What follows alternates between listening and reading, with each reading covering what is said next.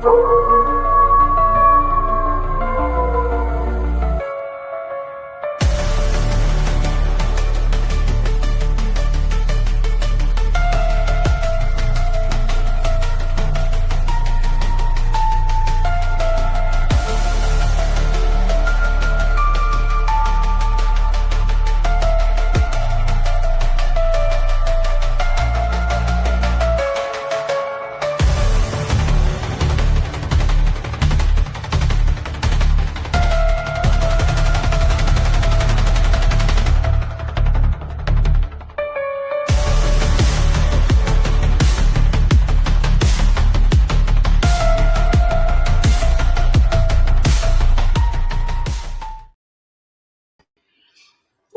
afternoon, everybody.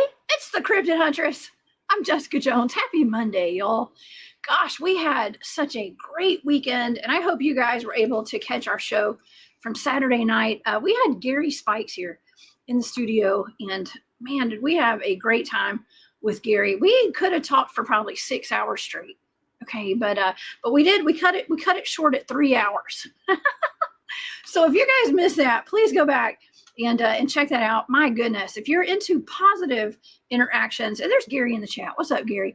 If you're into positive interactions with Bigfoot and Dogman, that's a show to watch, y'all.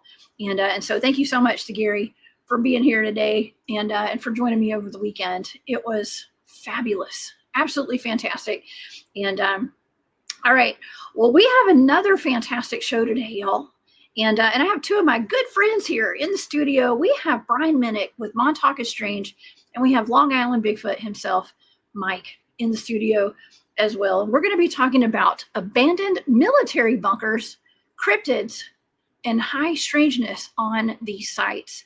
And not only do we have cryptids to discuss, reptilians, Bigfoot, we're going to be talking and showing, we're going to talk about, and we're going to show some video that Brian and Mike have both taken out at Camp Hero in Montauk of these strange orbs and lights. It just about might blow your mind, y'all. Okay, and it blew my mind, especially the green. Well, both of them.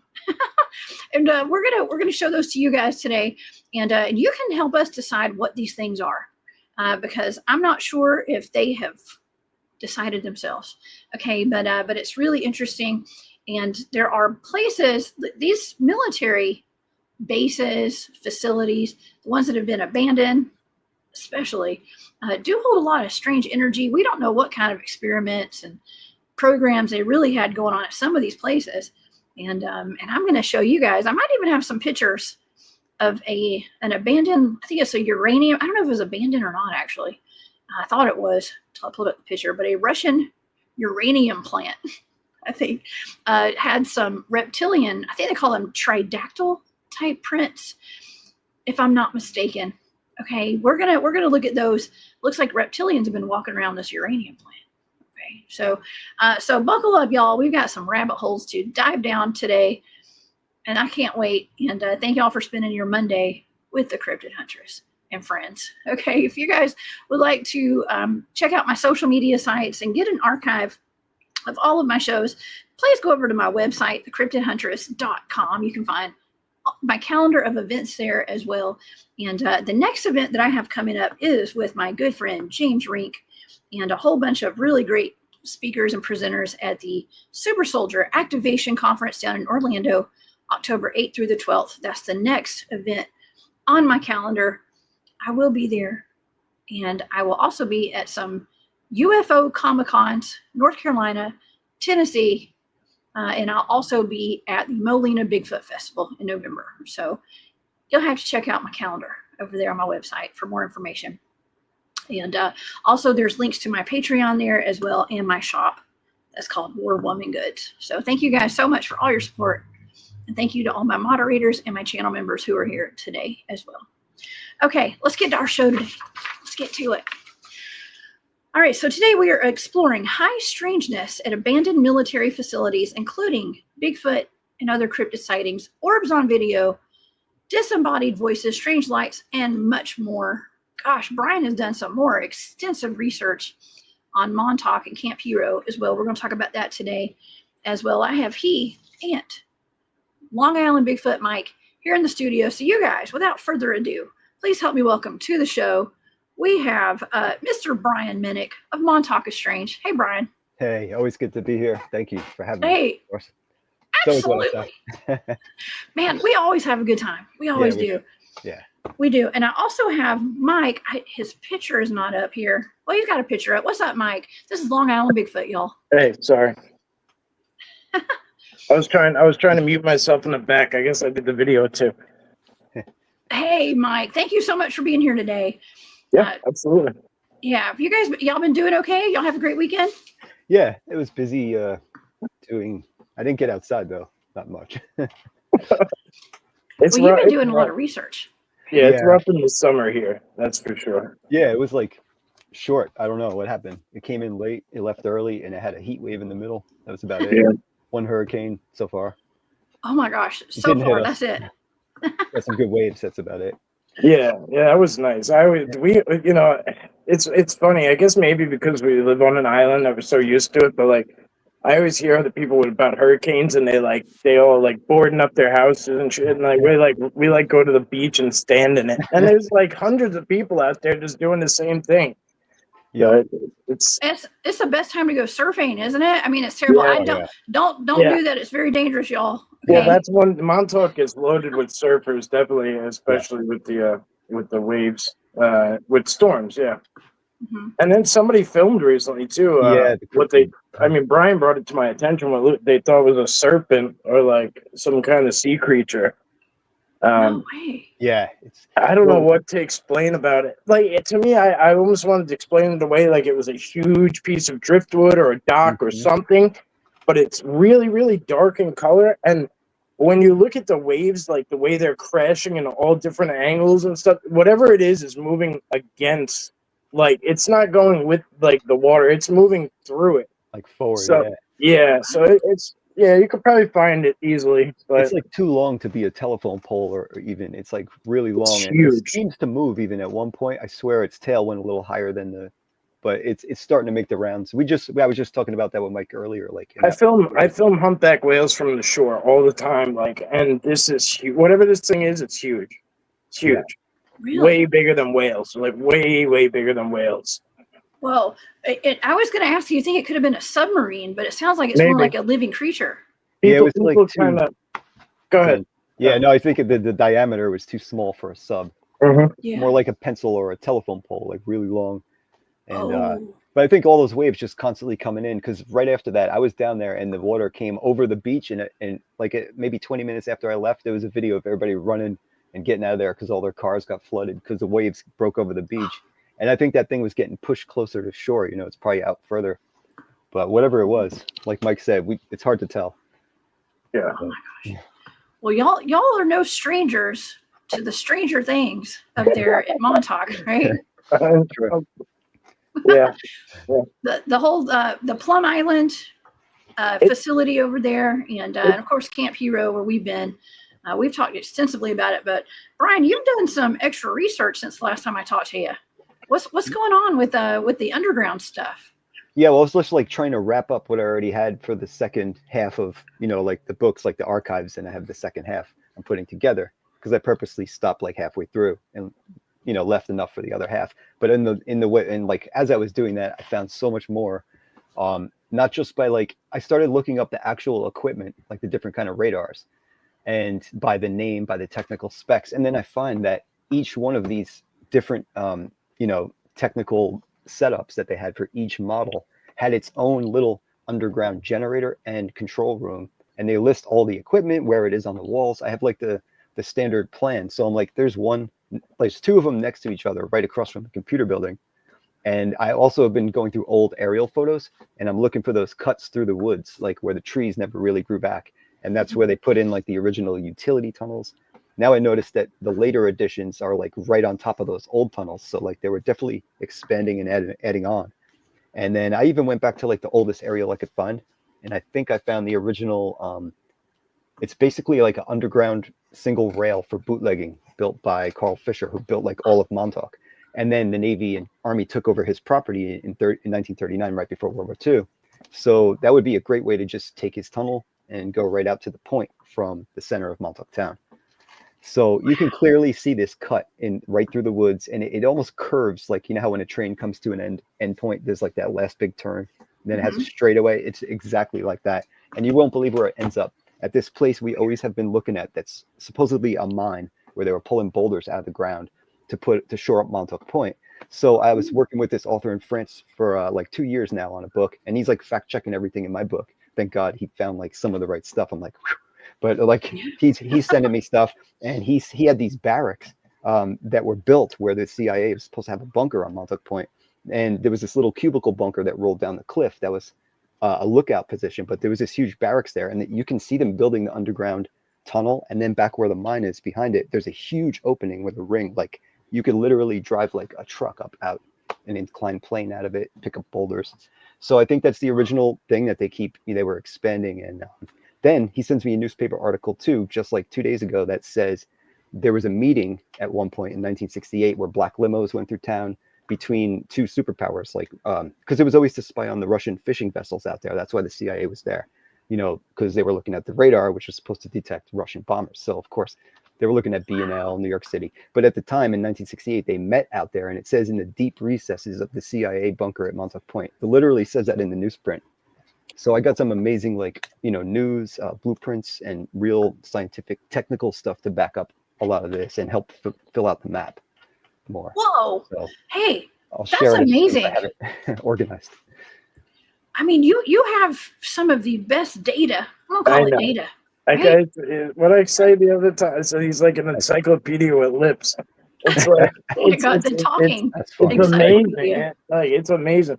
Like even in places I've been 1,000 times, when I'm standing next to him, like I can talk. You know what I mean? Like so but I just like always shut up when he's around, because I'm just soaking in everything he's talking about, because he's a historian on everything and anything. I like to listen too. I mean, I got a lot of stories for people, you know. But you know what I mean. Thank you, man. I appreciate it. It's not a bad thing. I wasn't trying to say it badly. Oh, no, I know. I just feel like, I don't want to overtalk anybody, you know. No, not at all, bro. No. Me and DHP talk about it a lot. Like, we learn something from you every time you're around. Like, every time. Damn. And so do I. Yeah. So do I. I always learn something, but you're always digging deeper. So to speak. Yes. Yeah. I mean, I admire that about you, Brian. I really do. I guess I should stop at some point when I hit something down there. No, bro. Like I've told you 1,000,000 times, you're the guy. Like, you know what I mean? Like, as far as like people on the topic right now, like that are living and like actually act, like you're the guy. Like there's nobody else, you know. So you gotta keep going. Yeah, I will. I still kind of surreal thought, but I definitely will keep going. That's for sure. Well, there's so many lives.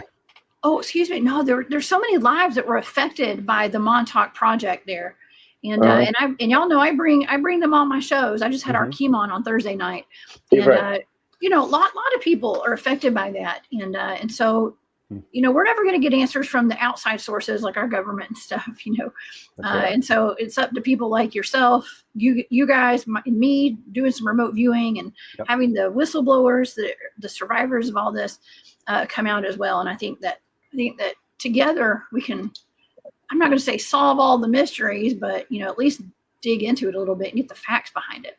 Yeah.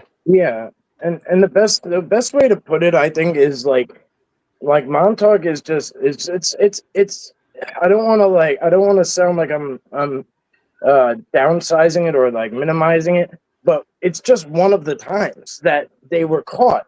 Like they were caught and it was captured and it's part of history.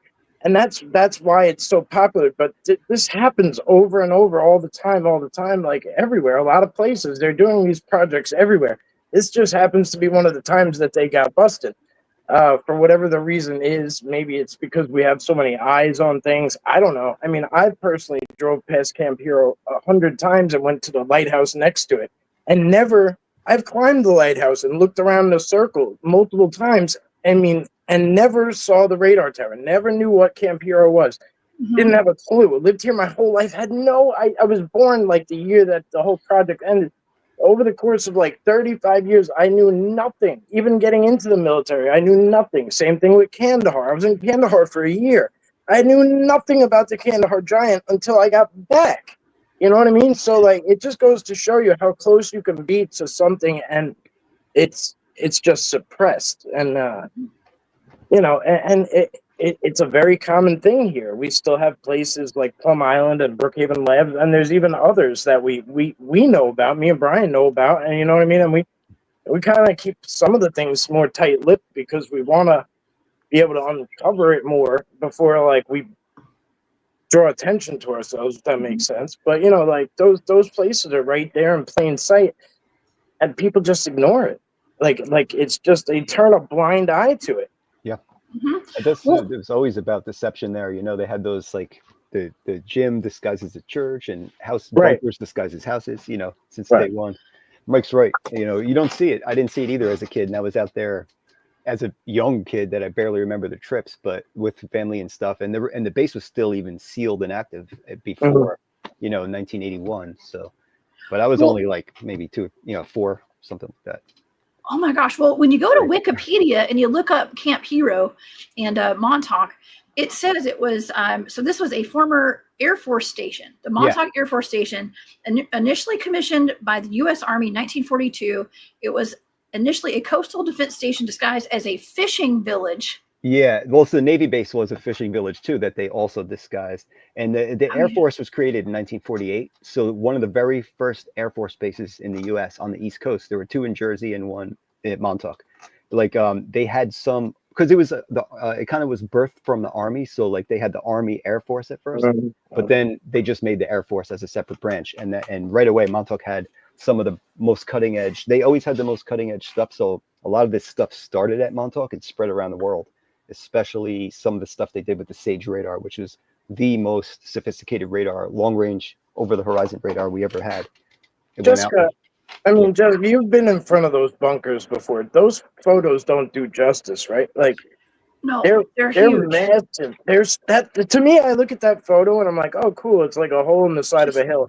Yeah. I mean, that's like what, 30 feet tall, like, and like 50 feet wide. Like it's maybe even bigger. I don't know, but they're massive. They are huge. That computer building you showed in front of the radar is also massive, and most of that is underground, 4 levels. I just have people who just went in here, and they're sending me kids, and they're sending me videos from underground in the tunnels. They went down through a hatch in the floor. Me and Mike went in that building. If we went to the back, there was an open hatch in the floor. And for entertainment purposes only, we did. Yes, this was back before. Allegedly. Yeah, it was in our imaginations, of course. But there is a way to go down in there. And from what I have all the proof for that building too. Comes from the technology. The computers they had in that building was called Buick. It was the biggest computer of all times. There was like 2 floors of vacuum tubes, 1 for generators and 1 for air conditioning. Every setup has that same diagram because they have to keep it cool.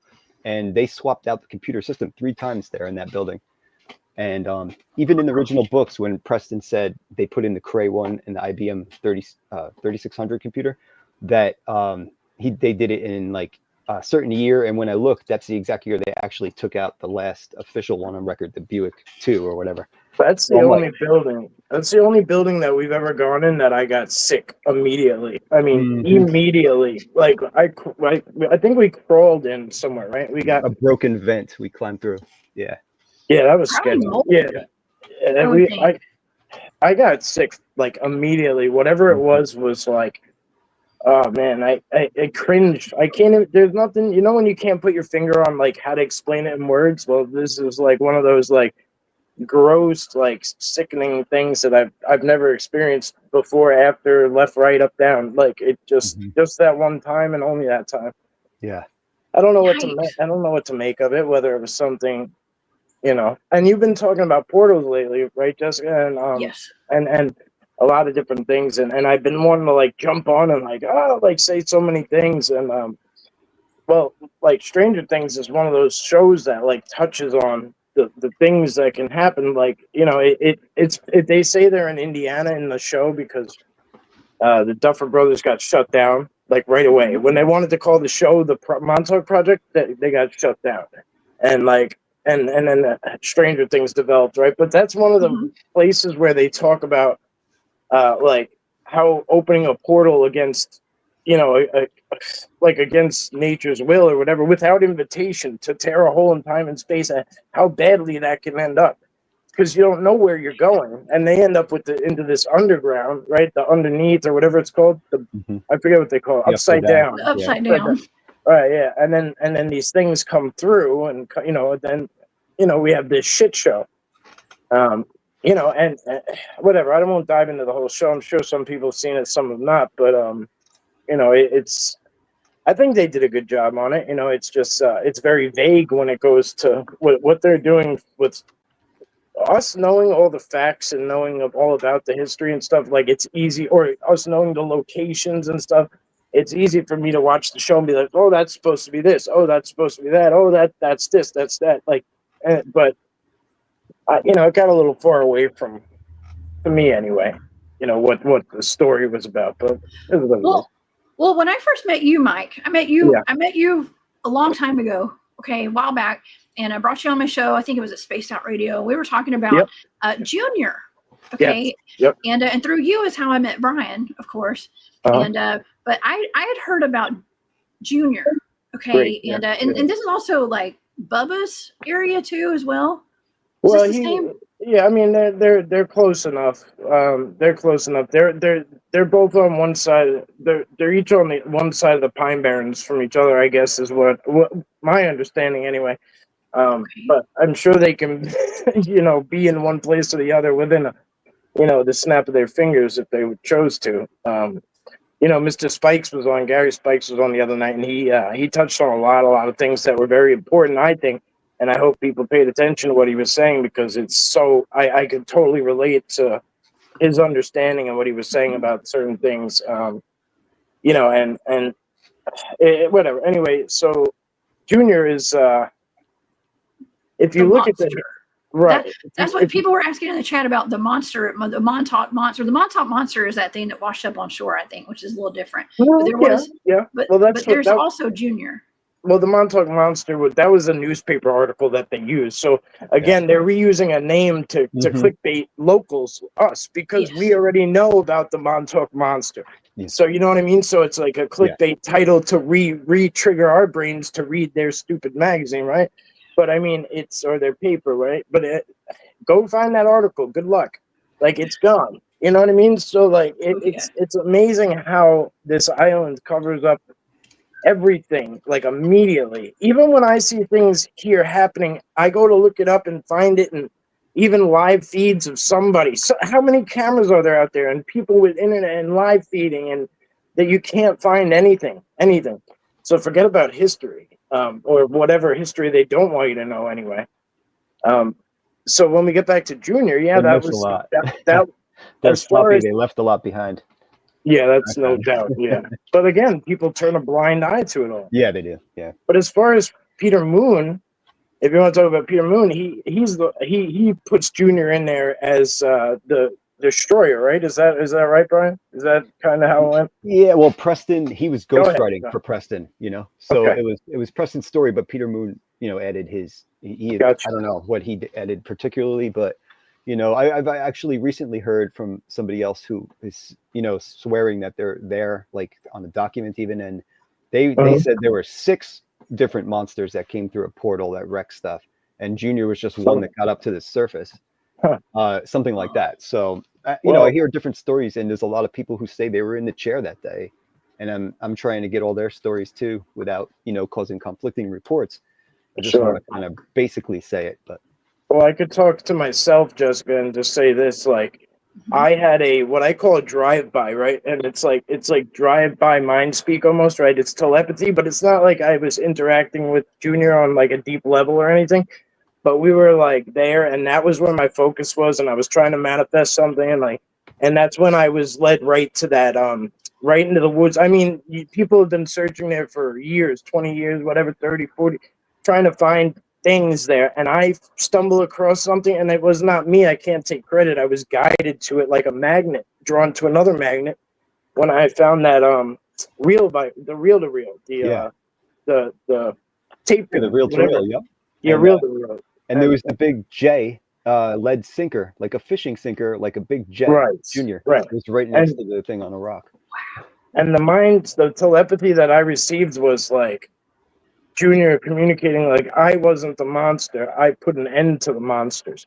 Like he was basically trying to say and it really flipped my understanding of it because I was looking at it and that's all I was hearing was other people's stories about this monster that tore apart this place. And from a human perspective, wow, that's horrible. This big monster came out and tore the place apart. But what was happening there was, it was the humans were monsters. They were doing horrible, horrible things to one another and experiments and all sorts of shit. So if you think about it from a different flip perspective, was it a bad thing that this giant Sasquatch-esque thing, whatever you want to call it, right, came through and tore the place up or however it went down, right? We don't know for sure. But I was given that other perspective. Why? I assume only to pass it on in situations like this. You know what I mean? To give his point of view.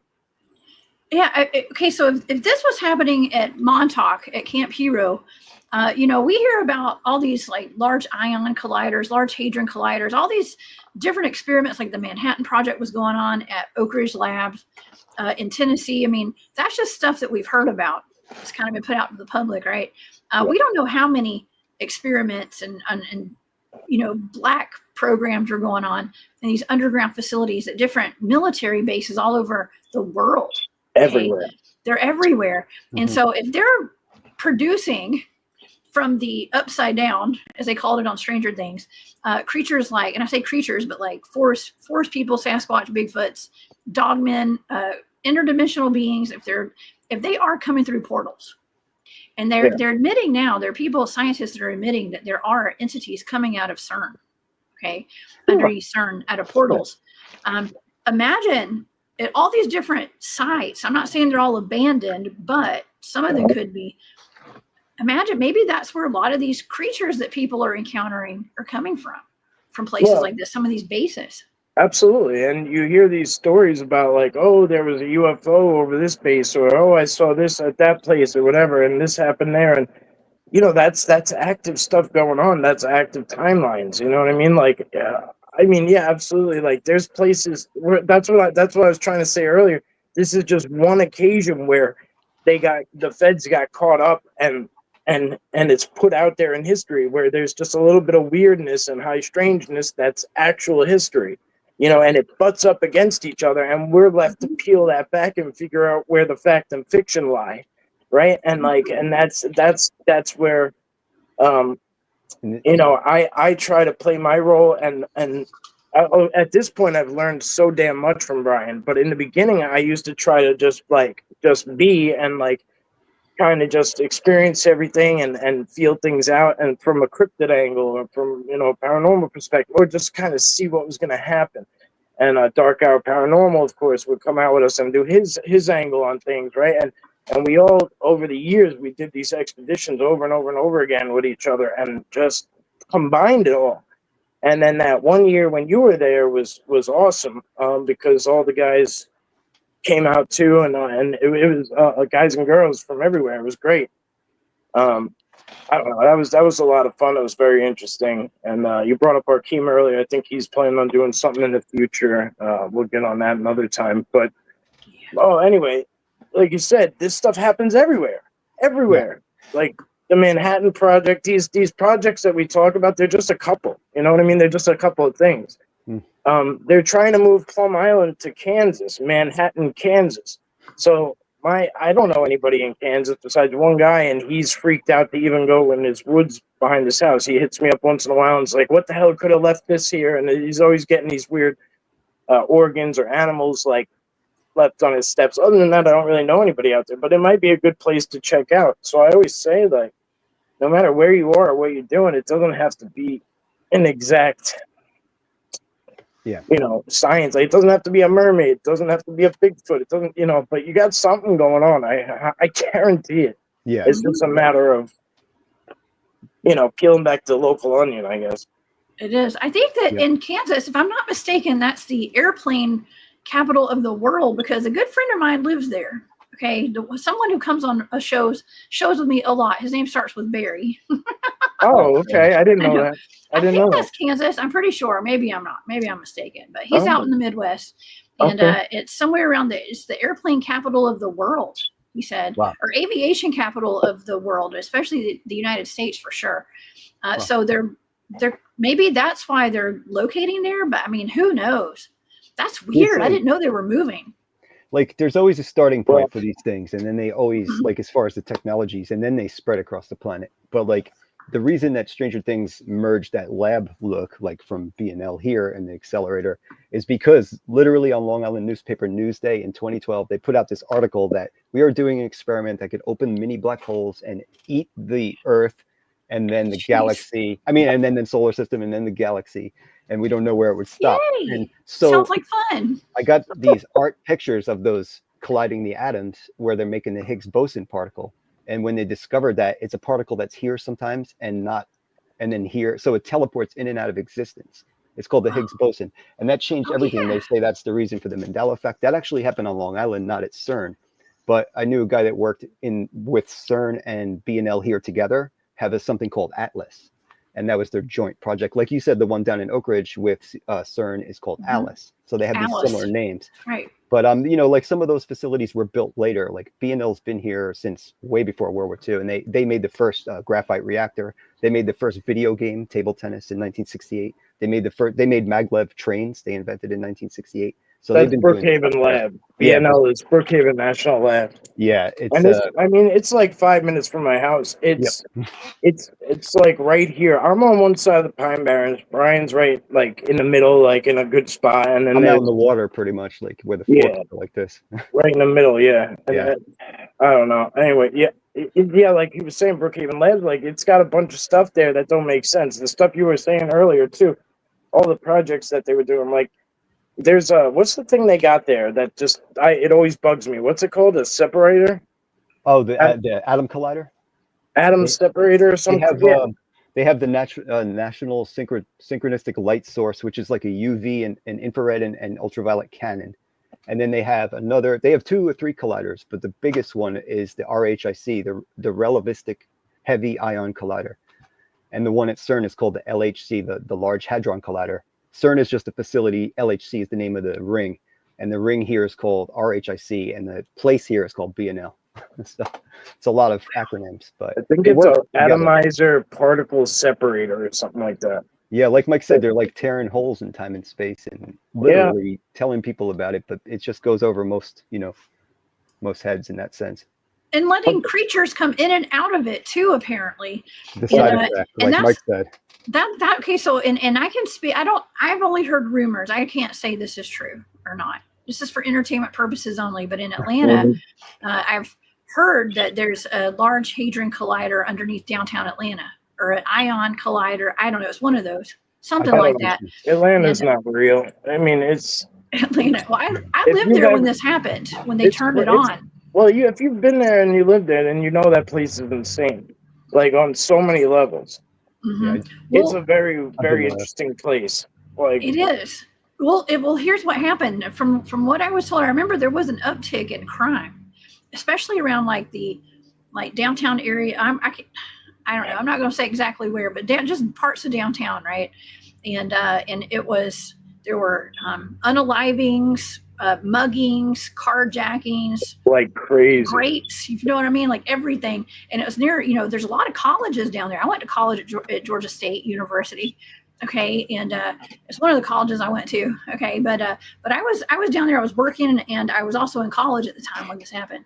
I think in 2011 or 12, maybe it was something like that. I forget, but I was down there, and there was some unaliving. And then they were point blank, like.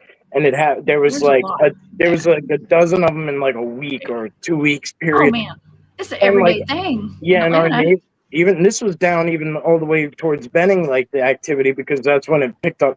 I was living north of Benning, like between Benning and LaGrange somewhere. I forget, or something like that. Maybe it wasn't LaGrange. I don't know. Anyway, whatever. I'm bad with remembering where the hell I've been. Details anyway.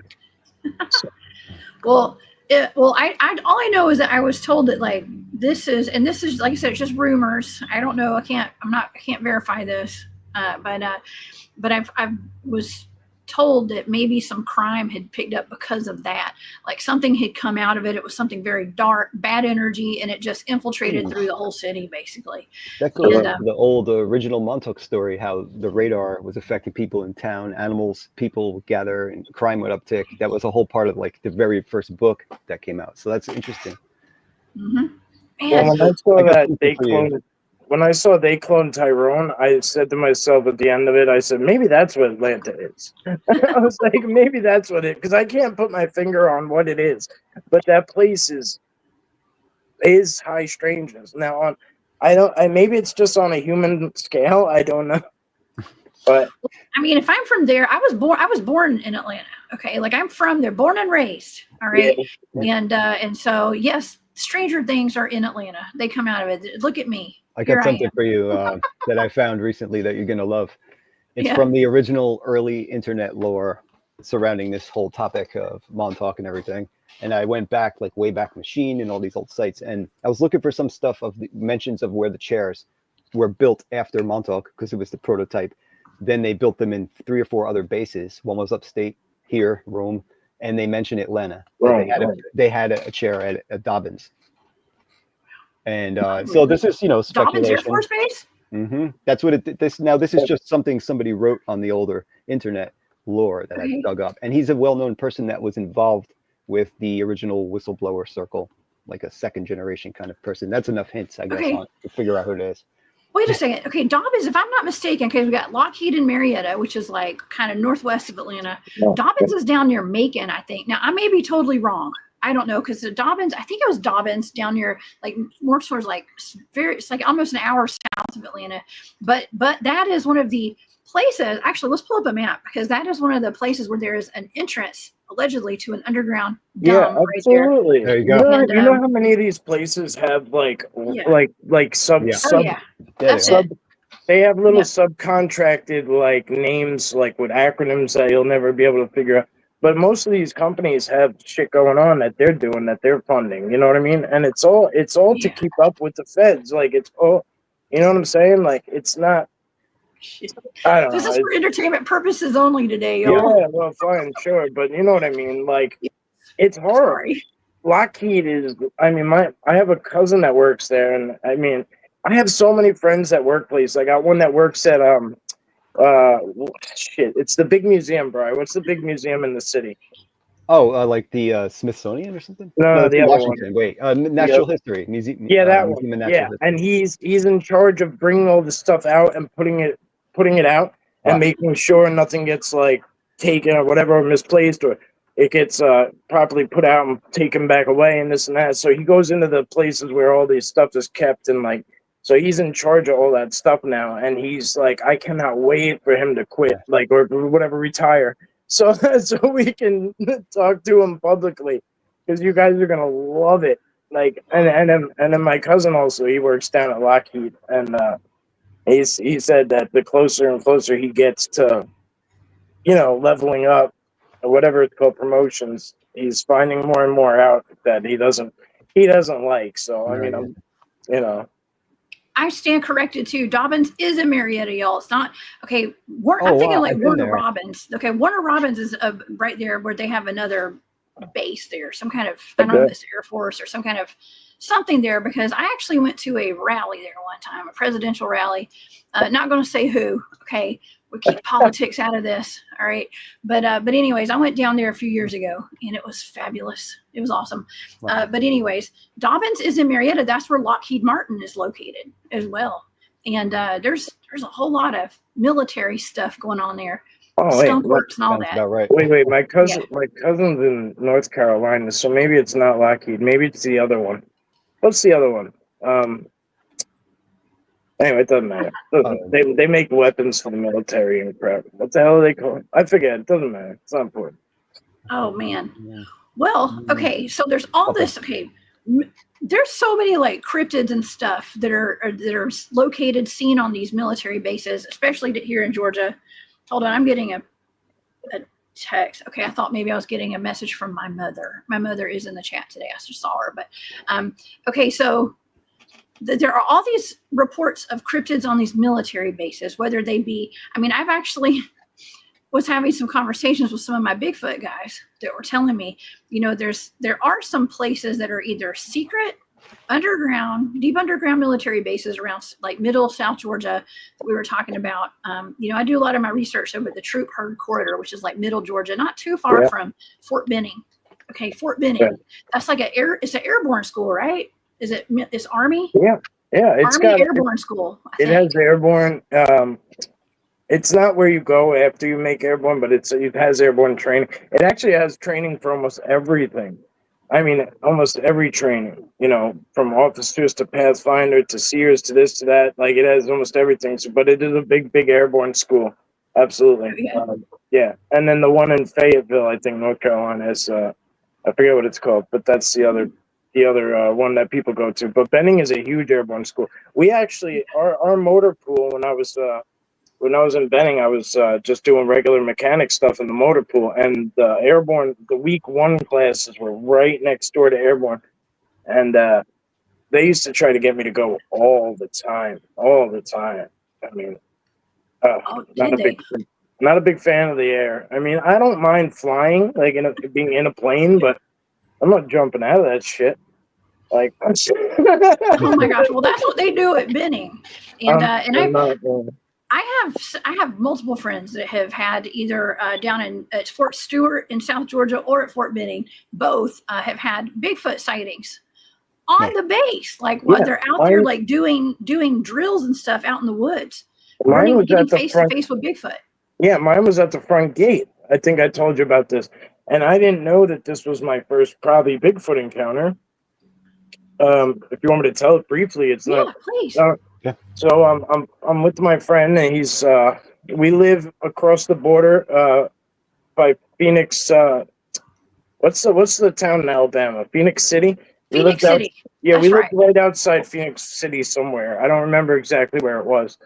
It was country as hell, and you know, whatever. We were always getting laughed at for like freaking out about normal shit to people in the country, right? Like, there would be a giant snake in a driveway, and we would be shooting at it like it was the Old West.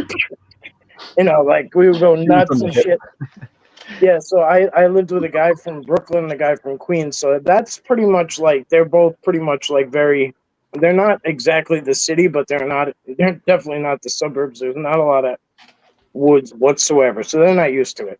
So anyway, I'm with my friend, and he doesn't really like to drive. He liked driving his motorcycle, but he hates driving his truck. So I would drive it, and one night he was really, you know, getting it in. I don't know if he was drinking or whatever, but he seemed a little off. So I'm like, oh, I got this. We're going back on base. So whoever's the soberest has to, you know, we got to deal with the base. So when you come, So if you've ever gone to Fort Benning, you know that big highway. I don't know the name of that highway, but it basically, like, when you come out of Benning, it turns into the highway, and then you have exits that go up every so often, right? Mm-hmm. So I don't remember whatever, but Columbus is a pretty big town, so it took a while before you got out of Columbus. But when you would come down that highway, it would just turn into Fort Benning. So we turned off the main street from the town or whatever and go in, and it's like lit up like a light bulb. It's really, really bright because it's pitch black out there, except the gate, you know, when you're coming in the gates, it's almost like going up, picture a toll booth in the middle of nowhere, right? So, like, it's like you're driving through dark forever, right? And then all of a sudden, boom, there's this big toll booth, right? Like, there's 20 gates in a row, and they're all standing there with guns waving you on. So I've almost accidentally ran into that, and they have a place to turn around before you get there, and thank God I did, because I took a wrong turn, and they will like search your car and do all that stuff. Oh I could have probably gotten in some trouble that day. I'm just gonna say. I'm not gonna tell you I did that too once by the airport here. I turned in, and they were all there in camo and rifles. I was like, oops, wrong turn. I was like, I'm out of here, man, backing up. There's a lot of rules. Once you get on the ground, dude, there's a lot of rules that don't apply to the outside that apply on base. So yeah, it's tough. But anyway, so as I'm getting there, it's like I was saying, it's dark, like left, right, front, back, and then as I'm getting to the gate, it's lit up, and I'm starting to be able to see, you know, in the ambient from the ambient light, I'm starting to see the tree line a little bit, right? It's just illuminated from that, and as I'm pulling in, I'm seeing something, and it's at an angle, right? Like to my front left at about, I don't know, 11 o'clock, whatever, something like that. And as I'm getting closer and closer, it's turning this way. It's becoming to my peripheral, right? But it's not quite there yet. So when it gets to my peripheral, I hit the brakes and stop because I'm looking at it. And it's doing like these figure eights in and out of the tree line. But it's this gigantic, huge, hairy, God knows what on all fours. Hauling, it's massive. And it's going in and out of the trees like, I don't know how, almost like a serpentine motion, right? Like almost like fluid, like it was just making eights over and over again, like a cartoon. You could see its contrail like in a cartoon. You know what I'm saying? And it was leaving a blur behind. It was moving so fast or something. So I don't know if this is me reading it and because of the way the lighting is or whatever, but like I'm on my military shit. I'm active duty. I'm on point. Like, you know what I mean? I just like my shit is like I'm locked in. So wait, you were the soberest. I don't think I was drinking or anything at Just all. kidding. I don't remember. I was laughing about that. Sorry. I think I just said that because I don't recall if I had drinks or not. So I just figured I would just. I'm kidding. Yeah, I don't know. But I was definitely soberer than him. But anyway, I still was able to ask him, like, do you see what the hell you're looking at? And he was like, oh, shit. And he wanted to leave because of what it was. He was like, oh, shit, go. And I'm like, no, man. I'm like, what the hell is that? And mind you, the guards at the gate are screaming. They're waving us on. They're yelling, come on. Because now we're the only car there, and we're stopped like 40 yards from a giant, guard area. So it looks shady to them probably from where they're standing because we just stopped and it probably looks like a Mexican standoff or something. And so finally they end up coming towards us, and they're not they're not aiming at us, but they're not holstered either. So they're coming towards us, and we're like, oh shit. So I'm trying to tell them stop. I'm like, look. And they're like, yeah, all right, whatever, blowing me off. And then when they finally come up to me, I'll shorten it down. They were basically like, yeah, we get that all the time here. Like, you guys are stupid. Like, they basically heard my accent, heard his accent. They were like, yeah, you guys are so stupid. You guys all come down here and you think everything's freaking something. They're like, we have huge boars. And I'm like, I remember saying, that ain't no friggin' boar. And my accent was thick back then. So I'm like, that ain't no friggin' boar. So I'm arguing with these guys, and they're continuously waving me through. But at this point, I want them to go and take me seriously. But I was just told no, you didn't see that. That's not what you saw. It's not what happened. You're crazy. Move on. Push through. Shut up. Do you know what I mean? And that's just what it became. But what it became right after was just no, you're not. You're doesn't matter. Just go do your thing. And that's the way it was. I mean, we did crazy shit like that on a regular basis overseas. For 365 days, we did that. It was a bunch of okay, we just went through chaos and crazy shit and whatever. You had to remain calm. You had to stay chill. You had to keep yourself composed, and complacency kills. There were signs that said complacency kills everywhere you went. When I was in my gunner seat and I had the crow system on the roof, I had a sign. Somebody put a sign in front of me that said complacency kills. And so anyway, whatever. That's neither here nor there. But it was just one of those things where it was to the point where even when I had my Bigfoot encounter here later, I didn't remember that. I still didn't remember that happening really, because it was just brushed under the rug. So afterwards, I ended up calling my friend, this is going, years and years later. And I'm like, yo, do you remember that time we were pulling through there? And he was like, yeah. He's like, yeah, I remember. And he's the worst second eyewitness in history, because he's like, yeah. Yeah, I saw that shit. So, yo, you want to go to the Puerto Rican Day Parade? And I'm like, no. He just don't care. He could care less about anything. If it's in the tree line, he don't care. he's one of those guys that'll buy like $1,000 shotgun because it looks cool. You know what I mean? Hey, there's nothing wrong with that. There's nothing wrong with that. As long as it shoots good too. There's so many. Yeah. Yeah, I I don't know. there's so many people backing you up down here in the comments. It is amazing. Like Yeah. similar stories on a basis. I mean, I was impressed. Oh, with so many yeah, that's comments. good. That's good. Thank you, guys. Yeah. Well, I mean, I don't really. I get it's hard. It's hard to put yourself out there and shit. But I learned along the way, like, I don't care how crazy and wacky it sounds. And that encounter, actually, maybe it's not that one, but I had another figure 8 scenario where I was in Korea, and I can't tell you what it was. I didn't see it to the point where I could say, oh, with my knowledge now, I can look back and say what I saw was a figure 8, all 4 quadrupedal Bigfoot. I don't think it was a Dogman. I don't think it was this. I think it was a Bigfoot. And for whatever reason, I don't know what the hell it was doing necessarily, but I wasn't tuned in back then like I am now. Like, you know what I mean? I wasn't. I wasn't. Like, it could have been waving a flag that said I'm a Bigfoot, and I probably wouldn't have got it because I just wasn't there. In my heart, my brain, my everything. It was in a different place. It was sold to the army at the time. I think that's how a lot of people are, even to this day. If they don't have that in their train of thought, it's just a bear or something. If they see something like that, it's easier. It's easier too. It's easier. I just noticed we have a good friend of mine who's on my teams.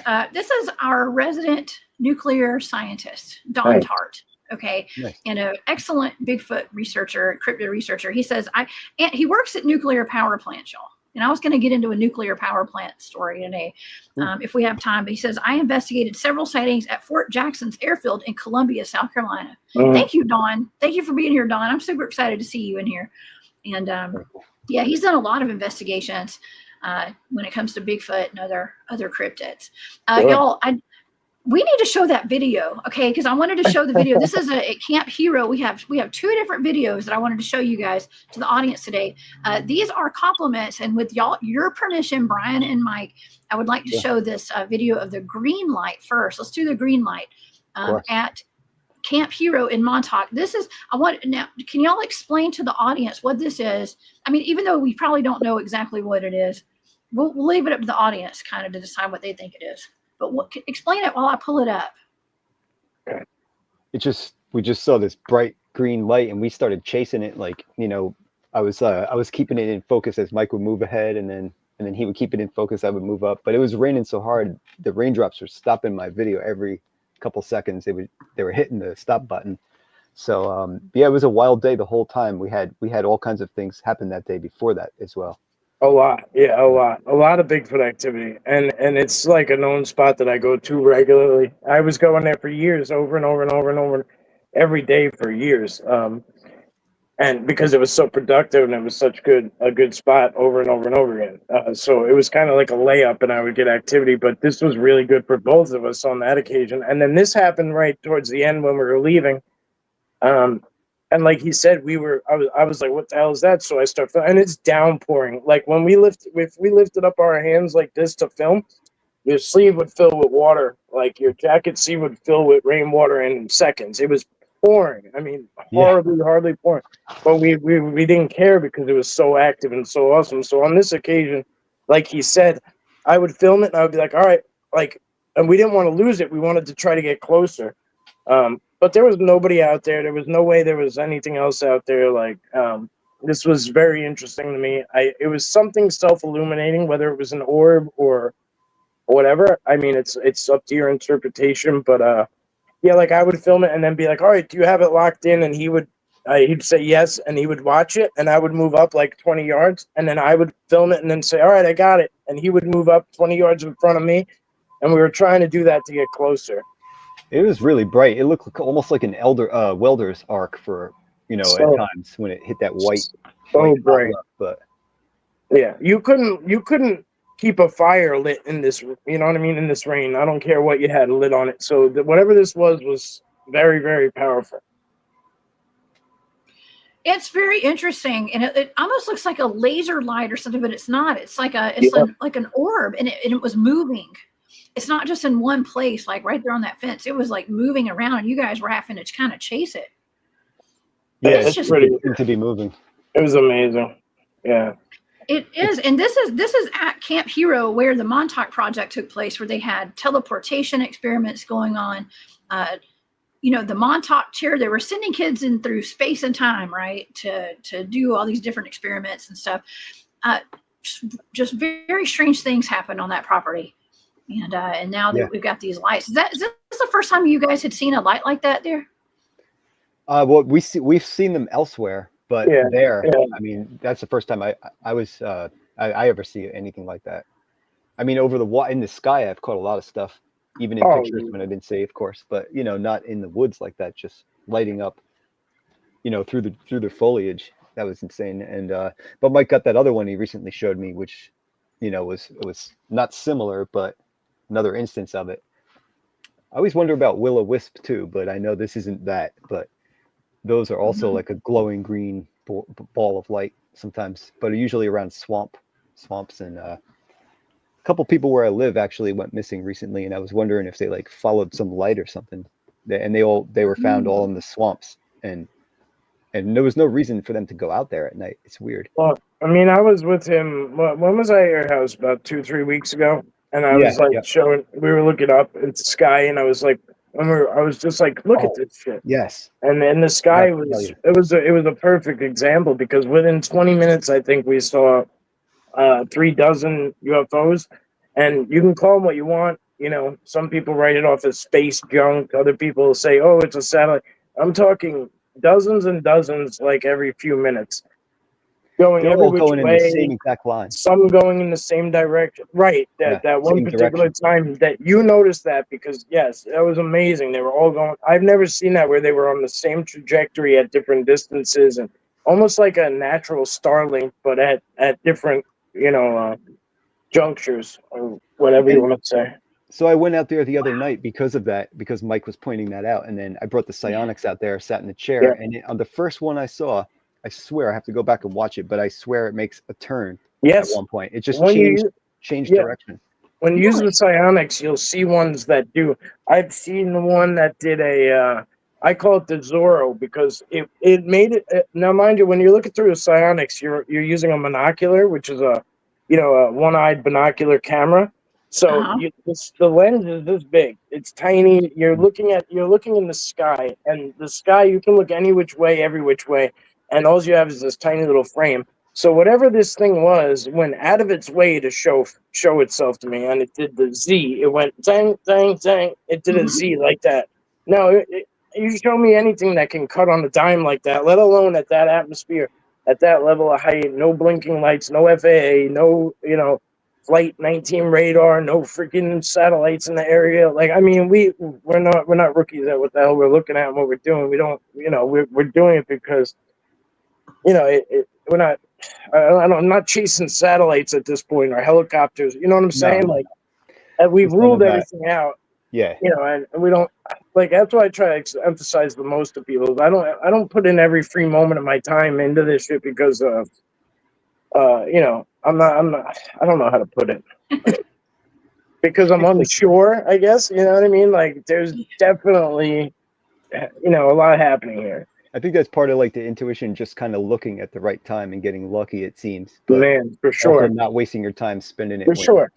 Well, there's nights I go out there and I look up and I'm like, no, it's not happening. It's not happening. It's just, and you can feel it. You know what I mean? You can kind of feel it. And that's one of those things that helps you look in the right direction, I think, too, is like you connect yourself to it. Mm-hmm. Yeah. Oh, yeah. There's actually a lot of speculation as to what that was, like fairies. I've seen a small portal was in the chat. If you want to show the other one too, I got absolutely. Oh man, it's up. I'm leaving it up to interpretation. It's your guys' call, but it's interesting. This one blew my mind because daytime. Yes, now I've fast forwarded about a minute into this video because it's a 3-minute video. Let's go ahead and play this and make sure it's up on the screen. Okay. I'm gonna mute it so we can just talk over it, and that way, Mike, you can tell us what you were seeing here, and where were you exactly? I think it's too small for them to see. Can you make Here, it big? Let me make it bigger. Yes. Chop our heads Let me off. go this way. All right, is that better? That's about as big as I can get it. Okay, oops, now I got to hit play. Oh no, it's still playing. Okay, here we go. I'm trying to look on. Now this is on Long Island Bigfoot's channel, YouTube channel, y'all. Go and Oh yeah, subscribe, that's please. right. Yeah, you can. It's the last video I put up, so you can look there too. This is Some deer. This is a particular spot. I was on some private land up in Accord, which is like just a town up in the Catskills that I like. There's a private property up there that I particularly like to visit. I love it. There's always activity. Now on the route from like the town, it's like a half-hour drive to get food and stuff, whatever. So on the way back and forth, there's this little spot where you could pull off and look across this big field here. Up there goes the orb. There's the orb, y'all. Right towards this giant X in the tree line that I'm talking about. I don't know if that's a fairy, an orb, or what, but I can tell you right now. I don't know. Whatever. You be the judge. It's gonna. Well, this lasts for a minute, and it's gonna go all the way over across the pasture. Now, could this be an actual orb of? For a sec. Yeah, It's but when white, it gets, right? when it goes over like towards where the deer are, it looks almost like a fairy or something.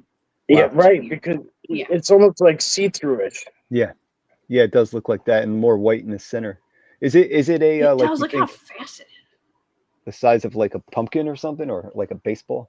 I'd say I don't. Every time I thought I knew, It's flying now. I think it It's was like moving a soft. fast. I'd say a softball size if I had to guess. It was so hard to tell. It was really hard. It caught me so off guard, but Well, I'd say it was between a baseball and a softball if I had to, put my finger on it. Wow. yeah. Okay, I'll stop sharing. I think that's it, right? That was it. That's a very interesting video, and it just Sure. it the wind didn't look like it was blowing that day, you know. Yeah. So Not if it were to really. be like something like Not like I don't that. know, Yeah. like a piece Not of to the, fluff off of an animal or something, like like a dandelion. You know those things that you Yeah. hold. You pick up the flower and you go. Yeah. And Yeah. sometimes they stay together, like, you know what I mean? Like, even if it was that or whatever, I mean, you know what kind of, I mean, eventually you blow those things, and because that's blow what I apart. thought at first. I was like, oh, maybe it's one of those, right? But I'm like, thinking in my back of my mind, I'm like, no, when you blow those, they fall apart almost immediately. And like, you know, that thing, whatever that thing was pretty much staying solid for the most part. I don't know. That's wild.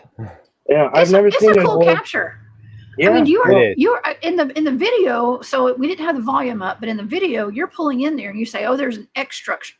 well, right, There's an yeah. X structure, like a Bigfoot structure there.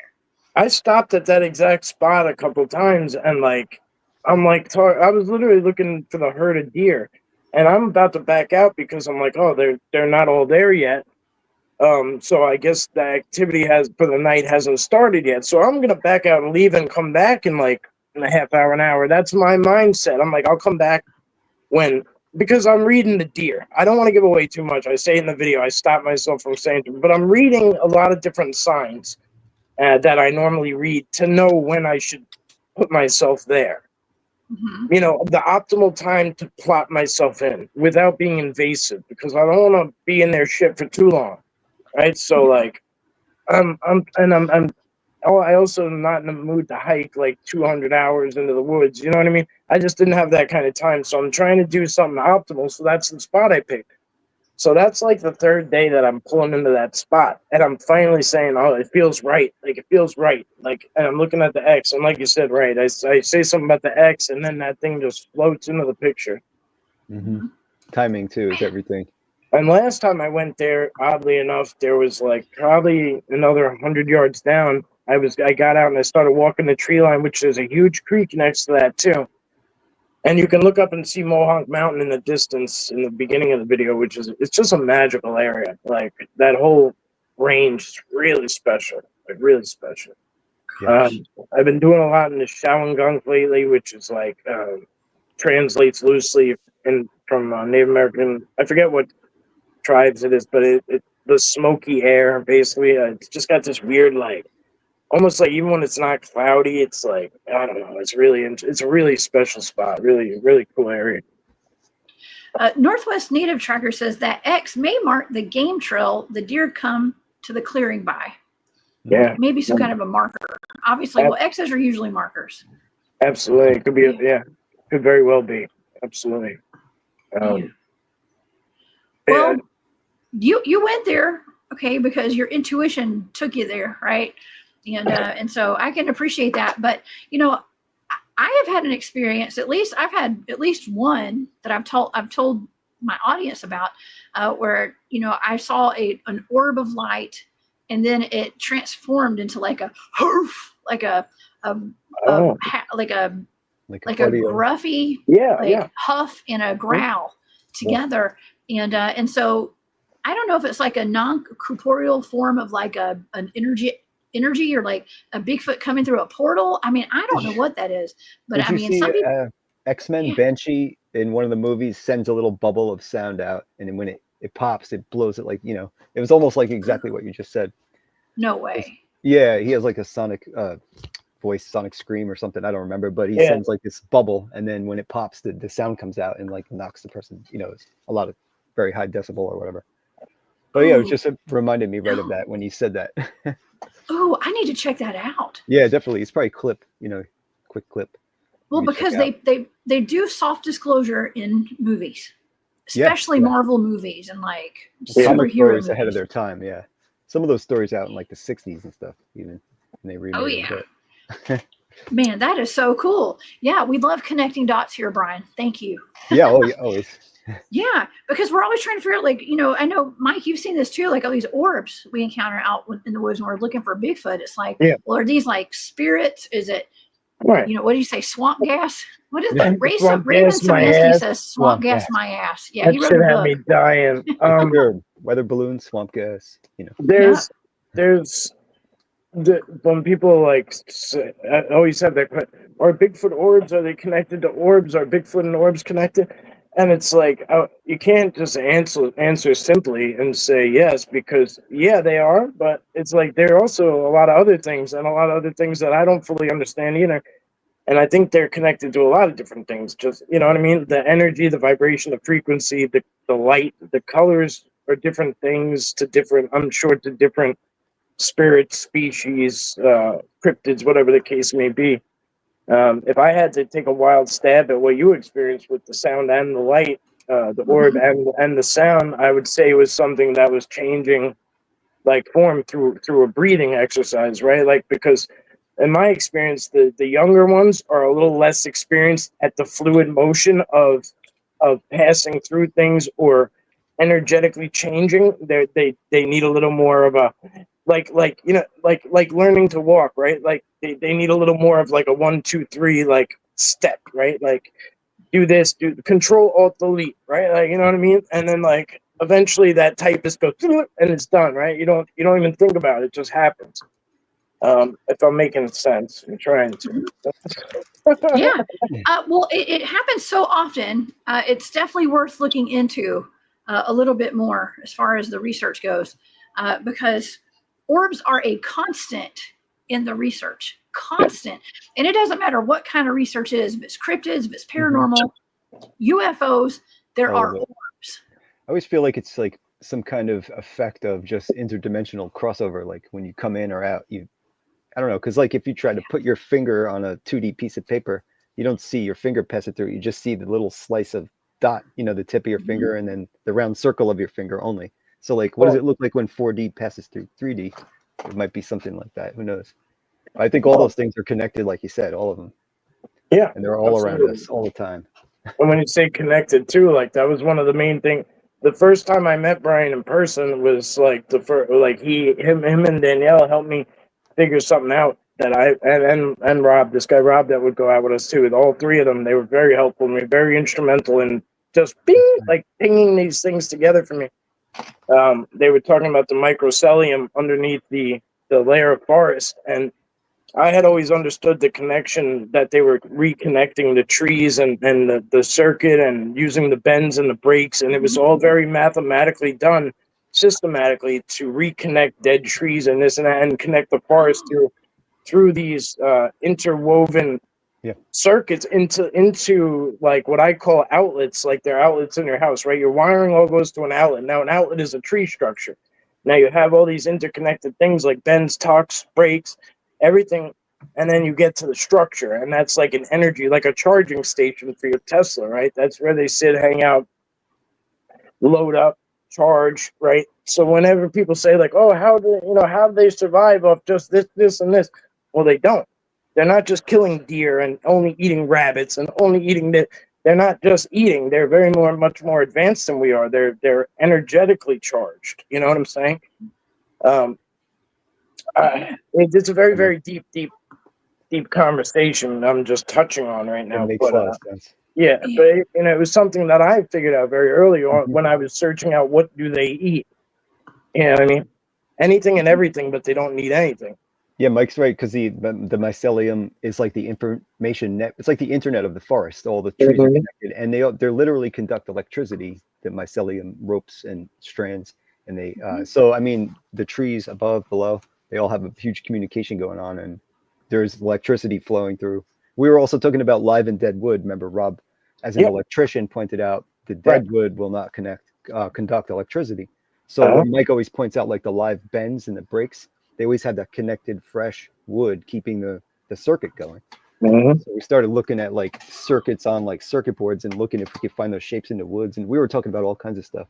Yeah, and they're forest stewards too. Cool. They're reconnecting the forest. They're healing it. They're, you know what I mean. They're guardians of the forest, whatever. So I mean, and I don't think it's just Sasquatch doing it either. I mean, I don't know enough about little people and gnomes and pixies and this and that and all these other elementals. I don't know enough about them to act like I do, and I wouldn't want to do that. I wouldn't want to add fluff just to add fluff. You know, I'm not about that shit. So like, I don't want to say, but I know it's not just Sasquatch. There's everything and anything is working together out there. It's and nothing's looking. They're not. Sasquatch are the biggest, baddest mofo's out there for the most part, but they don't act that way, right? They don't necessarily act that way. A rock is as important as a deer, is as important as to a leaf, is the same as a tree, is the same as a drop of water, as is the same to a whole river, right? So like, that's just kind of how, and that's my best example is like when people are like, oh, how do I find Sasquatch? Just try to be one with the forest because that's what they're doing. Stop, you know. And some people have probably heard me repeat this, but stop looking for Patty walking out in the open because it's not gonna happen that way all the time. You know what I mean? 99% of the time, you're not gonna get that open look because that's not how they operate on an everyday basis. They are masters of camouflage, and they do not want to be seen. Okay, so yeah, take it from some Bigfoot field researchers right here, y'all. Once you get that trust built up, I mean, you know, Yeah. it is what it is, though. You know how it goes. Oh, yeah, I do. Well, y'all, this has been a fantastic discussion today. I wish we could stay a little bit longer today, y'all, but this has been absolutely mind-blowing with some of this information we've talked about today and those videos. So thank y'all for letting me share that tonight or today. Of course. It's not nighttime yet over here, but thank y'all for that, and thank y'all for being here for sure. And I wanted both of you to tell the audience where they could find you. Let's start with Brian. Brian, let's hear about your book and anything you got going on. Okay. I mean, the book, everything I have is like Montauk is Strange. So Montauk is Strange at Instagram is my photos. Montauk is Strange at YouTube, our videos, explorations. Then I have the book, Montauk is Strange, the archives. It's kind of like part one because I stopped halfway through. So I have a whole nother one I'm working on. And beyond that, you can find me at Montauk is Strange at Gmail if you want to contact me. And that's it. I'm just keep going and finding more and more. I thought I was like packing it up to finish, and now I got more than ever. So I'm like, I'm trying to like crack down and get back on. I haven't made a video in about 5 weeks because I've been so overloaded, but I'm going to start making this stuff now ahead of the book too, so I could get a lot of it out there and stuff. And that's it. Oh my gosh. Hopefully me and Mike will be fantastic. heading out there soon. Yeah. Well, you guys are always out there. You're always out there and getting good information. And I love how we're all working together on like the Montauk survivors, the history behind it. Trying to figure out like what happened to some of the survivors through some of these remote viewing targets that I've been given. And so I love this. I love the trifecta. Group effort for sure. It is. Yeah. It takes that much. It does. I'm happy everybody telling their own story too, because there's no way I could tell everybody. So I'm so happy everybody's really getting out there and like filling up all the information that is missing. Amazing. Okay. Where did you say people can find your book? What is the website? Oh yeah, sorry. It's at bookbaby.com is the publisher. If you want the textbook coffee table kind of heavy 5-pounder, it's got a lot of pictures and everything, but you could get it on Amazon or Barnes and Noble or any ebook store in the world. It's like 50 of them or something. You could just type in Montauk is Strange and you'll find it. It'll that cover there with the radar. So okay. Amazing. That's the cover of the book, y'all, right here. Montauk is Strange, and you've also got a website. You've been selling some stickers and all that kind of stuff. Oh yeah. I made stickers. Yeah. I was gonna send them out, and I didn't really open them yet. But I got like so good LSD wallpaper. Let me make your picture bigger. Here, show the audience. Okay. That's just a couple of the toxic barrels, the native stuff. We have the horse that's from the cover of Arkim Ra's book. It's also on the poster behind me. You got the LSD room wallpaper, and this is the leopard print wallpaper from 2 of the rooms. I have 2 more. These are like the old radome radars that used to be on site. I put eyeballs on different ones, and I have other stickers too. I have a whole bunch. I have like 60 designs. So I like the tick farm one. That's amazing. Tick farm. Tick farm. You guys, we have a lot of ticks in Georgia too, but I don't know. I think we're in a close second. There was a race to see how many ticks there are. Georgia is a close second to Montauk. I'm just saying. This is the one I really wanted to show you. The pack. It's got let me make your picture bigger. Let me see. Okay, I'll open it up here. It's just got a pack of like 5 stickers in it, but let's see. The radar one I thought people would like, and I made the Montauk chair. So I added all the levels plus the underground on that one. It's pretty big. I got the MTA card. Time travel. MTK instead of MTA. Oh, Another radome tower. It says Montauk on it in graffiti almost at the bottom. Just its little signature. And then this is my version of the Montauk chair, because nobody ever really has like a good version of it. So I was just trying to add all the crystals and copper and everything from all the descriptions. But it's more for fun and like art, not like I'm not like not taking it seriously. Like all the subtopics, not your typical like radar, Gosh, I love that. Where can people find your stickers? You're selling them? Yeah, I'm trying to sell them. I only have 10 of each of these things so far. So I'm going to start and just try to make more. And that's funny. I'm going to put up the link and videos and stuff on my channel. Good to get started. Yeah. I love that. Thank you. Oh my gosh. Thank you so much, Brian, for showing us those. Yeah, no problem. And you guys, nobody in this world deserves it more. I mean, listen, we know a lot of great people. You deserve it so much for people to come and support you and buy your book. And you put in more work, boots on the ground, and research work and all that than just anybody when it comes to Montauk, Brian. So thank you so much. I always appreciate all that, and it makes my day, like seriously. So yeah, I love it. I couldn't do it without all that kind of support, Well, of course. And you're welcome to come back on the show anytime. Anytime you got something new coming on, especially, we'll promote it. Thank you. Okay, for sure. Awesome. And now we got Long Island Bigfoot Mike down here. Where can everybody find you? You want me to do it? More woman good. Yeah, no, we got it. You always do that. I'm on YouTube. You guys know where to find me. We got to go get our kids. So let's hop on. We've got Mike and I have to pick up our kids from elementary school, y'all. Okay, so if you're wondering why we got to duck out real quick, but please go over to Long Island Bigfoot. Out of my chair. Oh my gosh, y'all please subscribe to Long Island Bigfoot on YouTube and Montauk is Strange on YouTube as well, and show some love to these amazing fellows right here. And I want to thank everybody for being here today. Oh my gosh, y'all, real quick before we go, this is one of the first times I think I've actually had a guest on my show who also gave a super sticker today. Thank you, Mike. The super sticker. Nice. That is very sweet. I was a lot earlier, yeah. Yes, it was before the show, and I forgot to bring that up. So thank you so much. And also we have some new members of the Hunt Club today. We got Dan Guest. Thank you so much. Nice. And also Nathan from the Quantum Show. Thank you, Nathan. I will check. I think you look like you sent me a message, or somebody sent me a message Urso did about the quantum conference, I think, if that was you. It was November 20th, I think. And yeah, I will definitely check that out. And so thank you guys so much. Yeah. I don't remember. Oh, Nashville. Nashville, that's right. We'll check that out. And I would love to go to that. That sounds like a lot of fun. And not too far. It's just north of Georgia. Just north. We're down just south of Tennessee. All right, y'all. Well, thank you, fellas, so much for being here today. And please come back and hang out with me again soon, both of you. Okay. Our pleasure. I'm speaking for Mike, but yeah, thank you. No, yeah, that's all good. Okay. Right. Oh my gosh. Well, thank you guys so much. For the day. Yeah, thank y'all for being here today, and thank you to all my moderators for putting all those links up. It means the world to me, y'all. And please come back and see me on Wednesday. I'll be here on A Glitch in the Matrix, 1 p.m. Eastern. Be there, be square. And you guys have a wonderful day. Please stay safe out there, y'all, and keep your head on a swivel. Don't live in fear. Of course, live in awareness. I'm sending my love and light to everybody out there today. I'll see you guys later. Bye, y'all. See you soon.